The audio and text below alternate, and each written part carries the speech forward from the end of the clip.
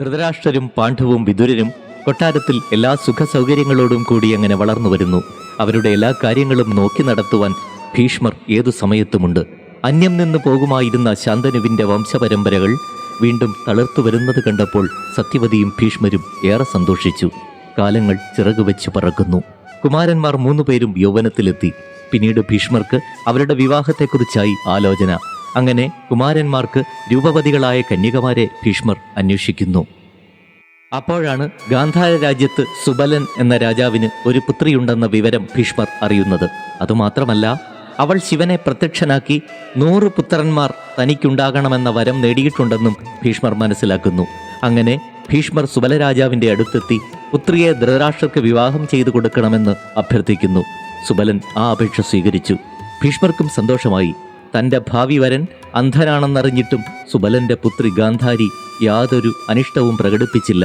അങ്ങനെ ധൃതരാഷ്ട്രരുടെയും ഗാന്ധാരിയുടെയും വിവാഹം സമംഗളം നടന്നു.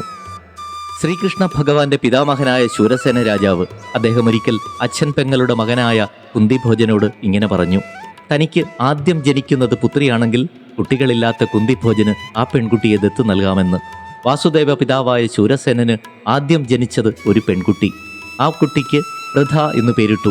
അങ്ങനെ കുന്തിഭോജന് ദത്തുപുത്രിയായി വളർത്തുവാൻ കൊടുക്കുകയും ചെയ്തു. അങ്ങനെ വളർത്തച്ഛനായ കുന്തിഭോജന്റെ കൊട്ടാരത്തിൽ വൃഥ വളർന്നു. കുന്തിഭോജന്റെ കൊട്ടാരത്തിൽ വളർന്നതുകൊണ്ട് ജനങ്ങൾ അവളെ കുന്തിദേവി എന്ന് വിളിച്ചു. അങ്ങനെ കുന്തിദേവി കൗമാരത്തിലെത്തി. അപ്പോഴാണ് ദുർവാസാവ് മഹർഷി കുന്തിഭോജന്റെ കൊട്ടാരത്തിലെത്തുന്നത്. ക്ഷിപ്രകോപിയായ ദുർവാസാവിനെ കുന്തിഭോജൻ സ്വീകരിച്ചുവെങ്കിലും കുന്തിഭോജന് ഉള്ളിൽ ഭയമുണ്ടായിരുന്നു. കാരണം എന്തെങ്കിലും നിസാര കാരണം മതി ദുർവാസാവിന് കോപമുണ്ടാകുവാൻ. പിന്നെ ശപിക്കുക എന്നതാണ് അദ്ദേഹത്തിൻ്റെ രീതി. കുന്തിഭോജന്റെ കൊട്ടാരത്തിൽ കുറച്ചുകാലം താമസിക്കുവാനും ദുർവാസാവ് മഹർഷി തീരുമാനിക്കുകയും ചെയ്തു. കുന്തിഭോജൻ മകളെ വിളിച്ചു പറഞ്ഞു: മകളെ കുന്തി, ദുർവാസാവ് മഹർഷിയെ പരിചരിക്കുന്ന ജോലി ഞാൻ നിന്നെ ഏൽപ്പിക്കുകയാണ്. നീ അത് വേണ്ടതുപോലെ ചെയ്യണം. കുന്തി തൻ്റെ പിതാവിനെ എന്ന പോലെ ദുർവാസാവിനെ പരിചരിച്ചു. ദുർവാസാവിന് സന്തോഷമായി. മടങ്ങുവാൻ നേരം കുന്തിദേവിക്ക് അദ്ദേഹം ഒരു വരം നൽകി.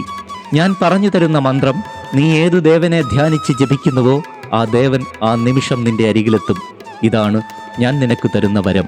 ഇത്രയും പറഞ്ഞ് ദുർവാസാവ് മഹർഷി യാത്രയാകുന്നു.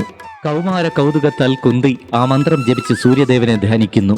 അത്ഭുതമെന്ന് പറയട്ടെ, ആ നിമിഷം തന്നെ സൂര്യദേവൻ കുന്തിദേവിയുടെ അരികിലെത്തി. കുന്തി ഭയന്നുപോയി. അവൾ സൂര്യനോട് പറഞ്ഞു: സൂര്യദേവ, ക്ഷമിക്കണേ, ഈ മന്ത്രം ഒന്ന് പരീക്ഷിക്കുവാൻ വേണ്ടി മാത്രം ഞാൻ ജപിച്ചതാണ്. ദയവ് ചെയ്ത് അങ്ങ് മടങ്ങിപ്പോയാലും. ഞാൻ കന്യകയാണ്. എൻ്റെ ജീവിതം തകർക്കരുതേ സൂര്യദേവ. കുന്തിയുടെ ഈ വാക്കുകൾ കേട്ട് സൂര്യദേവൻ പറഞ്ഞു: നീ ഭയപ്പെടേണ്ട. നിനക്ക് ഒരു ദോഷവും സംഭവിക്കില്ല. എന്നിൽ നിന്നും നിനക്ക് ഒരു പുത്രൻ ജനിക്കുക തന്നെ ചെയ്യും. അവൻ ലോകം മുഴുവൻ അറിയപ്പെടുന്ന ഒരാളായി തീരും. കുന്തിദേവി ഗർഭിണിയായി. അവിവാഹിതയായ കുന്തി ഒരാൺകുഞ്ഞിന് ജന്മം നൽകുന്നു. അപവാദം ഭയന്ന് ആ കുട്ടിയെ കുന്തി നദിയിൽ ഒഴുക്കിവിടുന്നു. ജനിച്ചപ്പോൾ തന്നെ കവചകുണ്ഡലധാരിയായ ആ അത്ഭുത ശിശു കൊച്ചു പേടകത്തിൽ ഒഴുകിയെത്തുന്നത് അധിരഥൻ എന്ന തേരാളി കാണുന്നു. ആ പെട്ടി തുറന്നപ്പോൾ അയാൾ അത്ഭുതപ്പെട്ടു പോയി.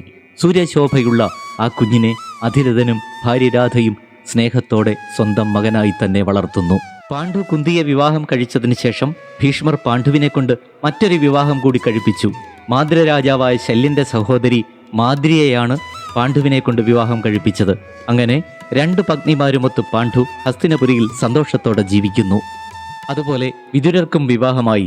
ക്ഷത്രിയ രാജാവായ ദേവകന് ബ്രാഹ്മണ സ്ത്രീയിൽ ജനിച്ച ഒരു കന്യകയെ ഭീഷ്മർ വിദുരനെ കൊണ്ട് വിവാഹം ചെയ്യിപ്പിച്ചു. അങ്ങനെ 3 കുമാരന്മാർക്കും വിവാഹമായി. സന്തോഷത്തോടെ കുമാരന്മാർ ദാമ്പത്യ ജീവിതം നയിക്കുന്നു. ധൃതരാഷ്ട്രർ അന്ധനായതുകൊണ്ട് രാജാവാകുവാൻ താല്പര്യം പ്രകടിപ്പിച്ചില്ല. അതുകൊണ്ട് പാണ്ഡു രാജാവായി അഭിഷേകം ചെയ്യപ്പെട്ടു. ഭീഷ്മരുടെ നിർദ്ദേശങ്ങൾക്കനുസരിച്ച് പാണ്ഡു മഹാരാജാവ് സത്യധർമ്മത്തോടെ രാജ്യം ഭരിക്കുന്നു. ജനങ്ങൾ ഏറെ സന്തുഷ്ടരായി.